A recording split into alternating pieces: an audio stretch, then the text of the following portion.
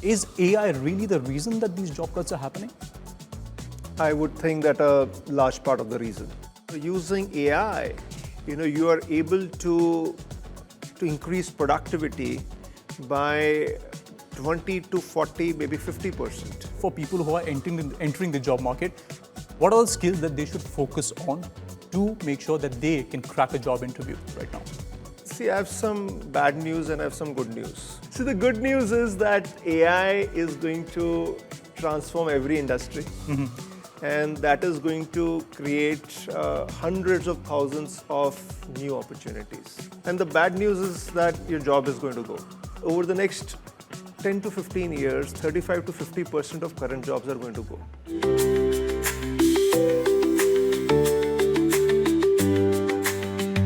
Welcome to another edition of Booked. Now, artificial intelligence is really the buzzword. Everybody is talking about it. But there is another conversation that we must have is where do humans play a role in this entire transition and innovation of the technology? And because of which we are here to talk about this book, Human Edge in the AI Age, and the author as well, Nitin Seth, who has written this book.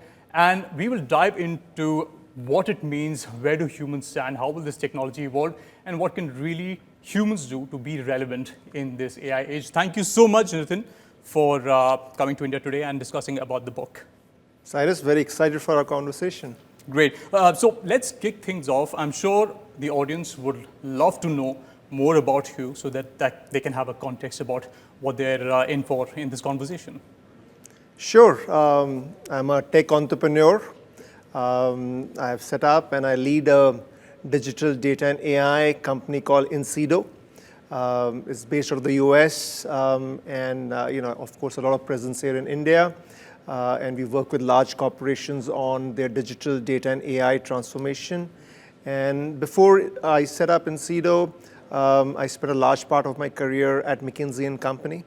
Then I was at Fidelity Investments, where I was the CEO for India, but also led strategy and transformation for all of Fidelity's international business.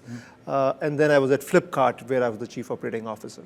So you had experience across industries, and also this book that you've written talks more about humans and how they are working in parallel with AI technology and how it's evolving. So let's talk a little about the book. Can you tell us what this book tells about humans and how it's interacting with AI? If you could just give us a brief. Yeah, so this is my third book. Yeah, so my first book was Winning in the Digital Age. The second was Mastering the Data Paradox. So after books on digital and data, it was kind of obvious that my third book will be on AI. But when I started to think about AI, I realized that there was a very big question.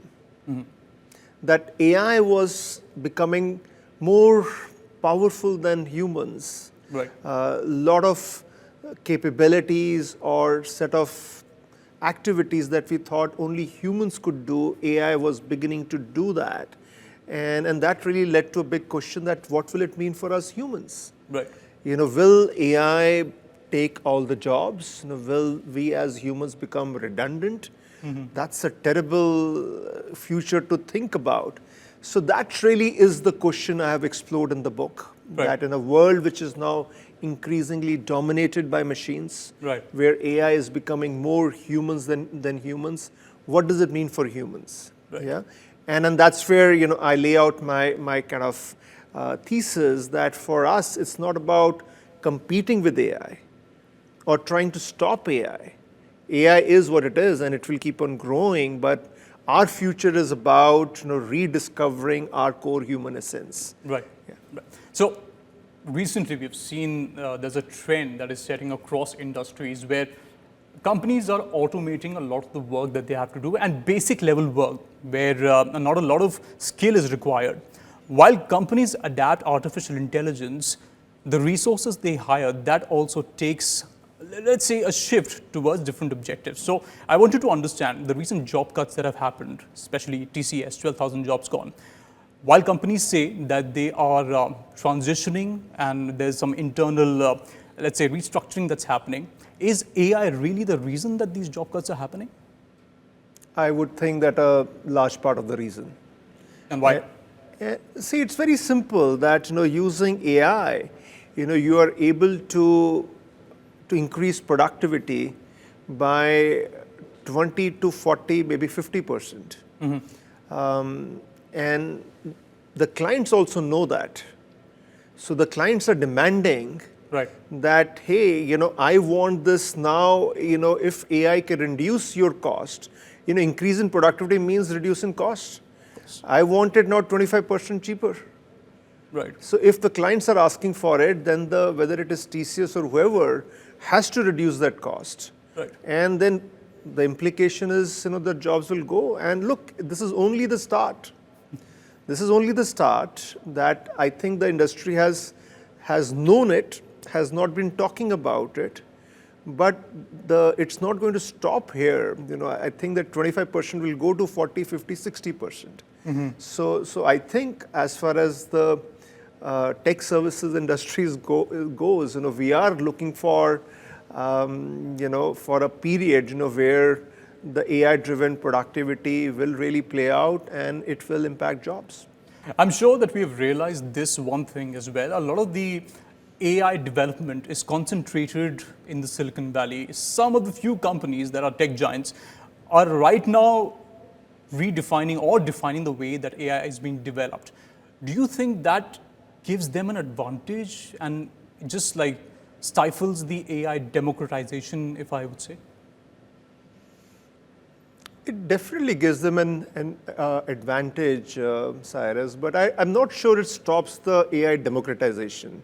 These are, I think, two slightly different concepts. Let's understand that. First, yes, a lot of AI development, the code development, is happening in the Silicon Valley, but not just there. China with DeepSeek has demonstrated its ability to build really cutting-edge, innovative models. Right. Mistral, is a very, very powerful LLM, SLM coming from France. So there are other pockets, but clearly Silicon Valley has led. Now let's understand the AI stack. You have the infrastructure at the bottom, which is you have the chips, with NVIDIA. You have then the cloud infrastructure. Right. Then you have data. You have the models. You have the LLMs. Right. Now at this point there are hundreds of LLMs available. So it is no more a world where ChatGPT or OpenAI is dominating. You go to Amazon Bedrock, I think 140 LLMs are available. So even that's spread out. Now I think the opportunity for AI, see, AI game is still in its infancy. The opportunity for AI is the application layer. Okay. Which is above the infrastructure and the data and the model layer, the application layer. And that's a huge opportunity. That is not going to be dominated by the large players alone. Yeah. And if you think about democratization, that actually is the huge opportunity, where AI infrastructure, yes, maybe few enterprises have built the AI infrastructure. Right. But that infrastructure is now available to millions of entrepreneurs to build AI applications, and I think that is the true AI democratization. But does having the right resources give the companies advantage? Because like NVIDIA, classic case example, you see, they are the ones supplying the GPUs all across with hardly any competition. So they kind of dictate terms in a lot of the way that it develops, sanctions being one of them, that the chips aren't going everywhere. So how does that work in terms of the overall development of AI? Yeah, look, the infrastructure is definitely, gives you an advantage. And with AI, what's also happening is that the infrastructure has become very powerful. Traditionally in a stack, the infrastructure was like a commodity. Right. And you go up the infrastructure, go up the stack, and that's where the power was. So clearly infrastructure is very powerful. Yeah. But look, it is what it is. It is what it is. We have to accept. We have to accept that. I think there is we have to understand that, if it is from an India perspective, that, where our competitive advantage will lie. Yeah. I think this infrastructure race has already happened. Yeah. Yeah. I think there are a lot of attempts to build chips in India, LLMs in India, and I think they are meaningful and they should be done. But the real opportunity, again, I want to be clear about it, the real opportunity for India is the application layer. Nitin mentioned about being relevant and being competitive in the same frame. The kind of work that we are doing and how work is transitioning, a lot of the AI is being added to work. I myself am using a lot of the AI, especially ChatGPT, to write my stuff. But that human element, which you've also mentioned in your book, how do we as humans stay relevant in a space where AI is really dominating a lot of the work? Our differentiation as humans will lie in our creativity, in our empathy, in our judgment. Now, it is inevitable that AI is is able to do a lot of the job. So, even your job as an anchor, when you are preparing, I'm sure ChatGPT can help you prepare an initial set of questions. I confess it has. which really cuts down your time, right, isn't it? And why would you not use that? Yes. Yeah. But then to get the X factor, something which is different, you want to bring a little bit of your own style into it. Right. Your little bit of your own approach into it, your own experience into it. Mm-hmm. And I think it is the combination of the two which will really make a winning formula. Right. Yeah. And I think that's what it is. We should stop thinking in binary terms that, you either have human or you have AI. I think the winning formula is an and, yeah, where you can use the sheer horsepower that AI gives you, but you add on to that your masala, yeah, your secret sauce, your secret sauce, your own context, your judgment. Right. And it's not just, we took the example of you, but think about most jobs. Yeah. So over the last 6-12 months, I see that agentic AI has really is being, it's become a huge force and is being used to automate entire processes. Yes. Yet, there's a reality that the AI models today are going maybe 60-65%. There is a lot of effort that is required to take it to 80-90%. Right. Still, it's not 100%. There is still a gap, and that's where the human judgment comes in. Right. So again, it's not a question of, machine can't do this or machine can do all of it. Now, the reality in most situations is that AI can do a lot. Mm-hmm. It really helps. It improves your productivity. Yeah. But the human element is still required. But the human element that is now required is probably more expertise and more quality than before. Right. So for the human, clearly that it means there is a move from quantity to quality. Correct. And I think that's something we'll need to push ourselves on. Fair enough. You've had so much experience setting up businesses, running different businesses. I wanted to understand, in the current infrastructure, a lot of the companies, while using AI, feel a bit of a disconnect between the talent that is there and also the AI applications. Even for leaders, some of them don't understand AI as much as they should in order to develop their business. What do you think? Where is that gap in terms of leadership and AI skills, what they should have? Do you think there is a gap and it needs to be improved? Yeah, I think the gap is there at many levels, Cyrus. I think as far as the leaders concerned, most of them have a bit of a tech phobia, that they are slightly afraid of technology. Okay. And therefore, for them, it's not intuitive. Right. Yeah. Now, AI is actually very simple. For most people, it is not about that you need to develop AI and you need to learn Python coding. Right. It is, you need to just learn how to use it. Yeah. So I think for the leaders, it is about letting go of that tech phobia and embracing it. Right. I think for many working people, I think the shift that is required is that for too long, especially in India, our focus has been on technical skills.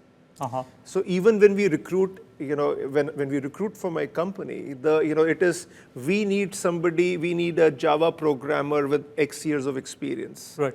Or we need a .NET programmer with this kind of experience. Now, this is less relevant today. All right. Because AI, whether it's Copilot or Gemini or Cursor or whatever, can actually write that code. So what we are looking for is somebody who has got much stronger problem-solving skills. Okay. All Who right. can define problems. And to define problems, typically, you need to understand that domain very well. Correct. It is not necessary that you need .NET or Java. You need to understand that banking or wealth management or telecom very well. Right. So that's the big shift in skills that is needed, Cyrus. Right. Yeah, and I think for us in India, it's a very huge shift because we are so hardwired, especially in the tech industry, around technical skills. Correct. The technical skills in the AI age are going to become much less important. The problem-solving skills and the domain knowledge, the domain skills, these are going to become way more important. Correct. And I think that's where a big shift in our education, thinking, education processes, curriculum, and even within the corporates, the whole learning development and skilling methods, there is the big shift that needs to happen. On the same point, I'm sure a lot of the viewers who are watching the show are from that segment, who are right now stepping into the job market and wanting to understand what they can do, what they can learn in order to be more relevant, in order for their resume to reflect that I am the right person for the job. So what would you recommend, how in the curriculum as well, and also for people who are entering the job market, what are the skills that they should focus on to make sure that they can crack a job interview right now? See, I have some bad news and I have some good news. Okay, all right. But what can we have first? Let's have the good news first at least. So the good news is that AI is going to transform every industry. And that is going to create hundreds of thousands of new opportunities. Okay. That in every industry, any industry that you can name, there is going to be a lot of new problems, which means that new startups, new ventures, out there to be built. Correct. Okay. Number two, that with AI, it becomes very easy. We talked about democratization. Right. AI is, I believe that AI is a huge democratizing force, especially for entrepreneurship. Right. Yeah, that you don't need to be like a big player. Wherever you are, you could be in Kakinada, you could be in Navsari in Gujarat, you could be in Bhatinda in Punjab. You have an equal opportunity of now doing your AI startup. Correct. Yeah. So I think that's the good news. Okay. Now let's wait for the bad news. And the bad news is that your job is going to go. Okay. Straight up. Look, I'll tell you the numbers. Okay. And over the next 10 to 15 years, 35 to 50% of current jobs are going to go. Okay. Okay. Okay. 100% of jobs are going to get impacted. 35 to 50% will be lost. Right. So it's a very big number. It is. Yeah. So what it definitely means is that if your thinking is that I am studying so that I will build a nice CV and I will get a job, Right. then hard news, tough news. And scary as well. It is scary. It is scary, that because those jobs are going to reduce. Correct. Yeah, those jobs are going to reduce. But, and so therefore training yourself for a job which may exist today, but may not exist in the Might be future, irrelevant. Yeah. is not a very smart strategy. Yeah, you're much better off Okay. training yourself to be an entrepreneur. Right. And to be an entrepreneur, it is, the most important thing is that, you need to be a good problem solver. You need to be able to identify problems. Correct. And to identify problems, you need to know something about something. because you can't identify problems in a vacuum, It's like, yeah, isn't correct, it? correct. So I think that's what I would advise, that if you are a student who's getting into the workforce, don't train yourself to be an entrepreneur. And I think a lot of experts have written about it. It's not just me, that over the next 10, 15 years, Right. Many expect it to be, there's a dichotomy, there is a contradiction that, many expect it to be the biggest phase of value creation that mankind has seen. Right, That maximum number of new millionaires and billionaires will be born. right. So there is that opportunity, and 35-50% of jobs will be lost. So it's a tale of two cities, and you have to, it is very clear, what you should aim for. And frankly, that's the reason I've written this book. That's the reason, because it became so evident to me that, if we do nothing, Right. if we go with as is, then it's a very road down. Right. Yeah, but it doesn't need to be that way. I think it can be a lot more exciting and positive. Great. So before we wrap up the interaction, Nitin, one final question. Just looking at the bigger picture, a lot of the people are pushing for India to create its own large language model. A lot of them are pushing for India to acquire GPUs, do what Silicon Valley has been doing till now. I want to understand, is that really the right direction to go for India? And where does India stand right now in the entire AI game? See, I think the path for us is certainly not copying Silicon Valley. Okay. I think we have our own set of strengths and advantages, but we also have our weaknesses. Yeah, I think we spoke a little bit earlier in the conversation that, see, the real opportunity is in the application layer, to my mind. Okay. Yeah? Because that's where, see, let's think about our situation. We are capital scarce, human rich.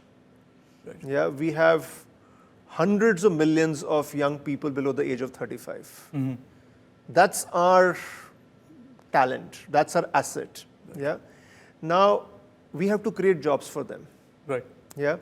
And I think that will happen not by creating our own LLM, Correct. our own GPUs, but that will happen by unleashing the tsunami of entrepreneurship. Right. Where there are hundreds of thousands of products that get developed from India. I think the big opportunity and the call to action that we should give is that to change India from being a services nation to a product nation. Correct. That, I think, is the big opportunity which should obsess us, obsess all of us, the industry, the government, policymakers, educators. Now, in today's day and age, and we've also seen with the recent trade dialogue with US, Correct. that there are no permanent friends. And every country, certainly a country the size of India, Right. needs to be Sufficient, yeah. self-sufficient. Correct. So definitely I would support that we need to build our own chip at some point. We need to build our own LLMs. We should do that. It's kind of like a necessary thing. Right. But that is not our winning move. Okay. It's probably a move we should make to protect ourselves, that nobody can arm twist us, that nobody can force us. But our winning move is that application layer and unleashing the tsunami of entrepreneurship. We had a very interesting conversation with Nitin about how businesses will shape up in the future with the help of AI, how humans will stay relevant in this innovative age. And I believe that if we progress, if we really understand AI better, we will be heading in the right path, and humans would be able to walk hand in hand and usher in a new technology, and we'll be able to say, okay, we didn't make any mistakes. We actually used AI for which it was made. And interesting and insightful conversation, Nitin. Thank you so much for giving us your time, and all the best for the book as well. I'm sure a lot of people will gain many insights by reading this. Thank you so much for watching the show, and for more tech updates, please visit us, and thank you again for tuning in.